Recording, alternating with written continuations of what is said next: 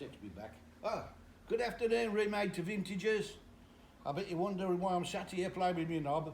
But these things here, this like reminds me of a 303 I used to play. I used to work with like sort of thing when I was a kid. Because when I was a baby, I say a baby, I was 12. My mate said he was part of the Army Cadets down on the Wolverhampton Road by the NN Chickens, Langley Way.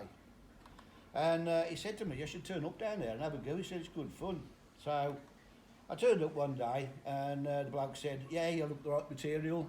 He said, we've got a hole in a space in the lineup you can fill. I said, all right then. He said, well, come down next week. He said, we'll measure you now and you should have your uniform when we come. All right, okay. So I went down in my jeans and everything and pumps. And he said, you got to buy your own boots. And I thought, oh, bugger, yeah, big boots they are and all right, but they'd be expensive. But anyway, they set me all up in my clobber, all done up. And they said, well, as an introduction, what we'll do, we'll have a game of British Bulldog. Well, I thought, British Bulldog, I don't know what bloody hell that is, but it sounds interesting. I thought I'd got an old terrier down the house, like sort of thing, Bruce. I wanted to play a game with him, he'd play all day with you, like sort of thing. Anyway, they said, go into the hall, and either you stand this way and you stand that way. Everybody else had got the boots on, polished to the bit, you could see a face in them. And I'd got a pair of white old pumps that I'd been running around the bloody, around the gym at school in. And they said that'd be sufficient for the meantime until I'd got myself a pair of proper army boots. So this British Bulldog starts off like sort of thing on one side with a bunch of lads and there's another lot over there. And the bloke blows a whistle and he said the idea is, well, before he blew the whistle, he said give me some ground rules because without the ground rules I wouldn't have known what to do.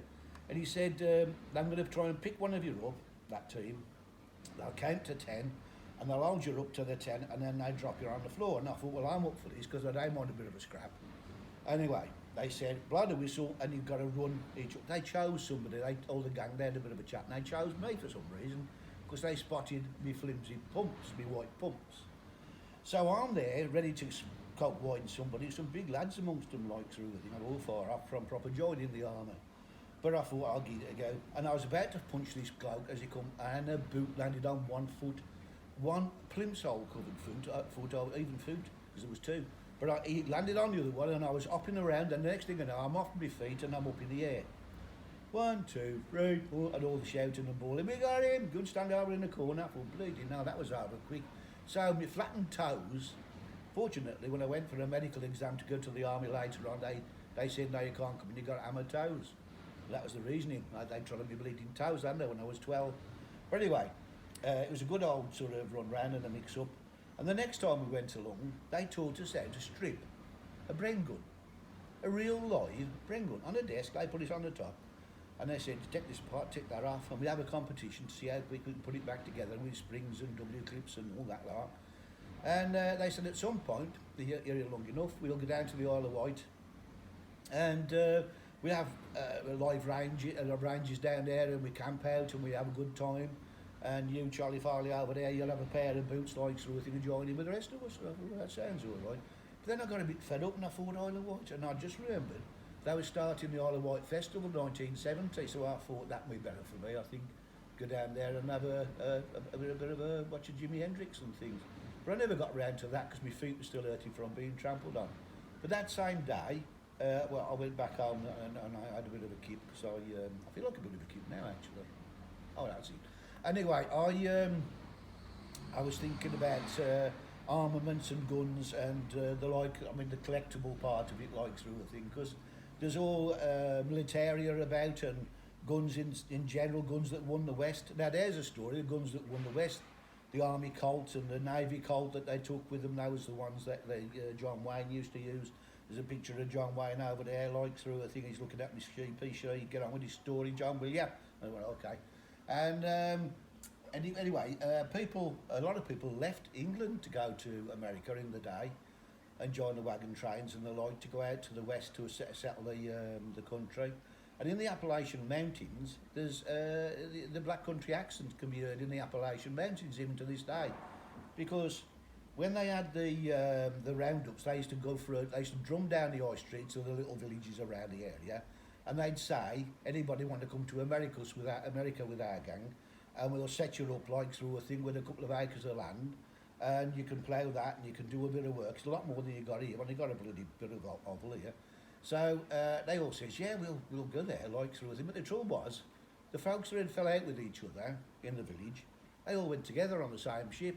They all went across, and they was falling out on the ship. One had to go after, one had to go starboard, like through a finger, wherever it was, and they had to keep them separate over the way over because they'd fallen out. Anyway, they gets there, and they puts them all in the same place.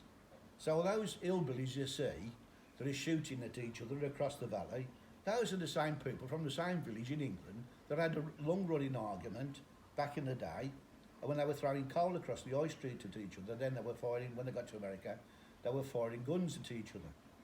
But some of them went a bit further. They were picked to go on the wagon trains to go into centre of America, to go to the Indian place and to settle it and get a bit more land, like through a thing if they avoided the sharp arrows and the things that went on out there. So they decided to go. But some of the people were conned. There was lots of conning going on because they saw these people come over. They hadn't got a clue what they'd got. And they said to him, this bloke's in New York said, I furbished the horses. He was a bloke who made rocking horses. You wouldn't believe it, he made rocking horses.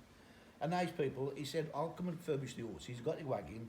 And he went up and he put, he must have had hundreds of these rocking horses. And he put them out in front, team of 6 in front of them. And they was going, looks a bit bloody docile, this rocking horse. Anyway, he said to the blokes behind the wagon, he said, just give them a good shouting at, he said, and they'll get up that hill and over the top before you know it anyway. As you walk away behind and you look back, you can see on the sunset all these people on these wagons ready to go and raring to go, shouting and bawling at these rocking horses. They're rocking away like Billy O, but nobody's going anywhere. I mean, rocking horses don't go, but they don't know that. They thought they was horses. That's the sort of thing in America. No country, no ideas. They'd go. So, next morning, there's a big smoke on the horizon. Somebody's told them they've been had. So they burnt all these bloody rocking horses, set them all on fire. Then, somebody comes along with a bag, and he said, have you got any of that rocking horse shit? And they said, what rocking horse shit? Yeah, he said, that's what it's about. It's so rare, but you've got loads of rocking horses. Have you captured them? He said, nobody told us about rocking horse shit. And he says, yeah, there's loads. It's as rare as rocking horse shit. Have you never heard that saying? He said, no, so I'm new to the country. Anyway, they was doubly fed up then. And somebody eventually got him some horses and took them across. But it was all the weaponry and the military, like sort of thing, around that situation. Like I said, the American Colt, the Army Colt and the Navy Colt, that's the gun that won the West and all that. But they had all sorts of different weaponry. And then later on, there's various... I've got a remnant, actually, of the rocking horse, what's his name, debacle. There's this one down here. I'll just put this gun down here. I hope it don't go off because I'll shot me half mate like that last time. Just bear with me. I know what I'm doing because I own little gun once. Now here, so what the bloody hell's that? There is the remnant of one of the rocking horses that was taken across, that was in the hills just outside the Appalachians, and it, as you can see, wood. And it was on the bottom of a horse on the top, and they made it into an ashtray. And I found hold of it like sort of thing. Nobody knew what it was. They just thought it was a bit of something sack. But the history behind that is that was up there in front of a wagon in the 1840s, ready to go across the Appalachian Mountains. And they just had to burn them. I suppose they kept this one to have a nibble on it just in case I got a bit hungry. But I've got it now, sort of thing. But at the end of the day, military is the thing. Weaponry, there's loads of it about. We ain't got as much as we thought we'd have. But we've got some bits in the cabinets and the like. And then if you look over here, the wagon train, that's a radio. John Wayne's behind it. Over there's Colonel Custer. That's not Colonel Custard, he's another bloke completely. But you've got Colonel Custer over there. He went looking for the little big horn. He had arrangements to meet up with people. And he was confused straight away because they said it's the little big horn. He said, well, make your mind up. And he said, well, that's the way the Native American Indians work. They give you one or two of these names and things like that sort of thing.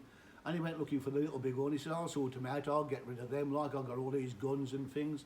Well, he went up there and he got himself proper shot up and was finished off with. But the thing is, at the end of the day, what we're looking to say is, keep your eyes open for any weaponry, any guns, any badges, any uniforms. We've got uniforms up there. We've got Germans up there, a bit of militaria. And there's a bomb there even as part of a military sort of thing. But there'll be tons and tons and tons of things knocking about, especially like sort of thing. You get to fairs and wherever, but if you come round here, we got some bits to show you. Yeah, I'm struggling there because we run out of objects to point out that might be of interest in the military and stuff. But has anybody seen John Wayne, that picture there? I know it's an old thing, like old cowboy, an old bloke that used to do stuff like sort of thing. But I'll tell you a good trick. If you ever hurt in any way, got a physical pain, always remember to act like John Wayne. Because when he was in the films and he got a big spear or a dozen arrows in his back, right? Pay attention. Did he give up? Did he yell? Did he yell? He actually would struggle and he'd get back to the wagon lines and he would finish the day shooting, and he'd win. And at the end he'd get the girl and the end of the film would come along and he was champion. So remember John Wayne if you're in pain. But come up here and have a laugh with us because I'm sure we can have a laugh about somebody if not about militaria. But come and have a look at Remade to Vintage. Unit 15, Remade to Vintage. Roland Way. What's it called? Who Farm Industrial Estate. Kidderminster. DY11. 7RA. See, I found that out the corner of my grey cells. I'm in there somewhere. I'm looking round, but I ain't got it written down. It's in my head.